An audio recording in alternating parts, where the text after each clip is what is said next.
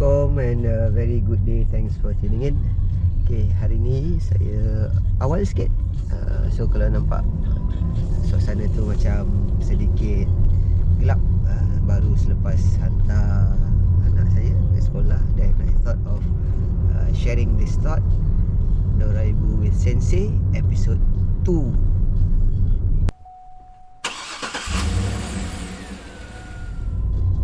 Okey, dalam episod kali ni kebetulan tengah dengar lagu Michael Jackson Thriller. Harap-harap YouTube tak claim copyright. So kita tengah dengar as a background. Anyway, bercerita tentang Michael Jackson ni, alhamdulillah rezeki saya dulu masa time tu 84, around 1984, 85. Arwah bapa saya dulu dia sambung belajar ke US, United States. Dia belajar di Madison, Wisconsin. So time tu saya pun belum sekolah, baru nak masuk darjah 1, around that age lah, 83, 84, 85 macam tu. Dapatlah berada di US, kecil lagi, tak tahu apa-apa sangat.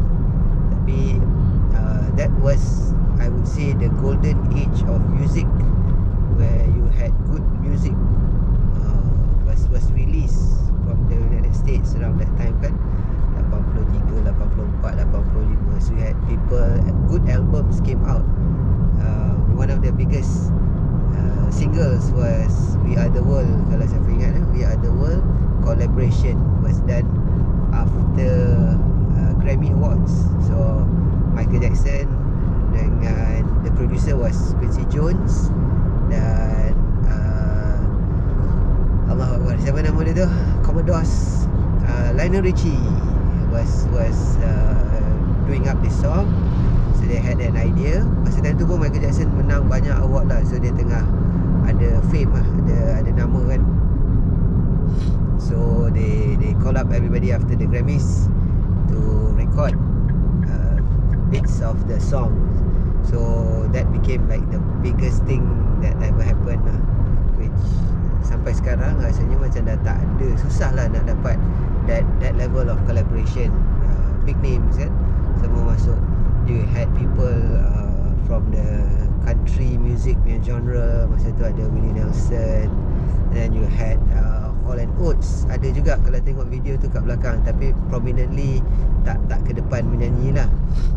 You had Kenny Rogers ada dalam tu. Masa tu dia tak jual ayam lagi.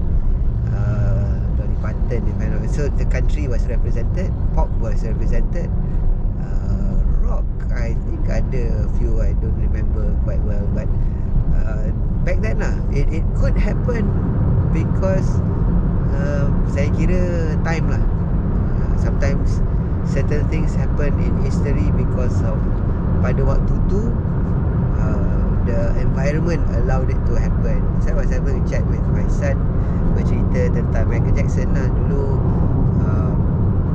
You know, he was doing more of a dance disco type of music. Lepas tu with the album Thriller tu, dia release quite big singles lah, I would say, big successful singles. One of them was Beat It, and Beat It, Quincy Jones managed to call in one of the best guitarists of that time. Arguably lah, ada orang suka Eddie Van Halen, ada orang tak apa suka dia punya teknik. I personally like I said, time tu 84 kan, Van Halen release album Jump apa semua. So I grew up with his sound. So it was huge lah for Michael to be able to collaborate with so many great names during that short period of time kan. So that basically seal his name as one of the legends lah. So macam sekarang ni, because of media, social media lah, all of this room for collaboration, especially lepas pandemik, kita nampak orang boleh collaborate online. Dia dah tak segempak dulu lah. Dulu like macam bila just over the weekend. Mengikut ceritanya Quincy Jones was calling him for 4 hours. Dia call tak angkat. Sebab dia ingatkan main-main kan. Tiba-tiba dia rocker, tiba-tiba Quincy Jones nak panggil, so feature dalam album Michael Jackson kan. It's like, apa main-main ni. But he managed to answer the call. Lepas tu came in. Of course there were other people lah. Kalau tak salah saya, Toto punya gitaris tu yang started off the song. So bila Eddie came in, Eddie kata, lebih kurang lah ni cerita orang lah, bukan I was not there. Dia kata, you want to make a rock number, you have to do it this way. So dia chop and dia rearrange sikit-sikit. They give some inputs lah. So what you had there was a collaboration. Tak ada influence. There was no influence. Dia bukan macam sekarang. Sekarang ni senang-senang nak ni. Just imagine somebody in the disco pop genre collaborate dengan rocker yang memang Van Halen was doing well, but dia belum boom lagi. The album came out very within the same time span kan. Dia if I'm not mistaken, Thriller, the single Beat It keluar lebih kurang time Jump, Van Halen punya album tu.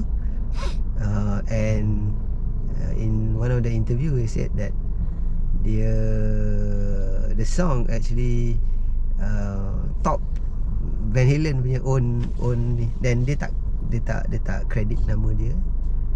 This is a song lah. Kalau boleh dengar sikit daripada background music, saya tak nak pasal kuat sangat, nanti kan kena YouTube punya ni.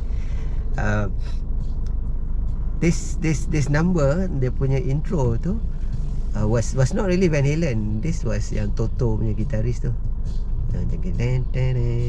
But Van Halen came in for the guitar solo, and maybe dia lah yang suggest untuk put the riff dekat depan verse. It's a very typical rock number punya style lah. Intro, verse, chorus, guitar solo, and then towards the end lah. Kalau lagu pop masa time tu tak ada benda-benda ni. So it was very interesting times lah back then. And I was lucky because I was small. Zaman tu tak ada benda lain except radio, TV. So you had to listen what the DJ wanted you to listen lah. So what was top was considered good. What was not popular was considered as not good. Tapi during that time there was a lot of good music coming out.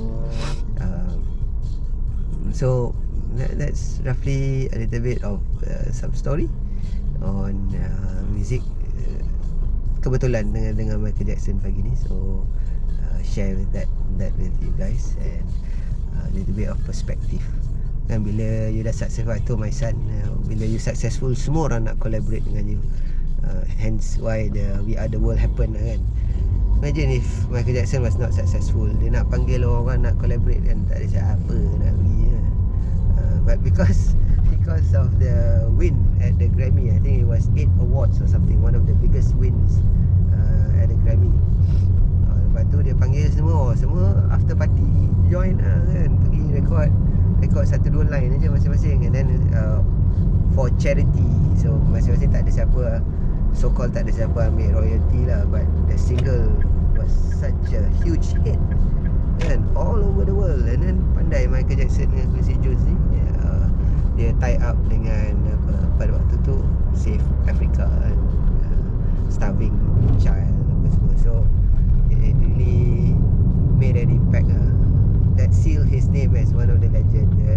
Dan daripada situ juga again pada waktu-waktu tu pun Lionel Richie pun dah establish. So lagilah boom kan, Lionel Richie, Quincy Jones, everybody that was involved in that project lah. It was huge.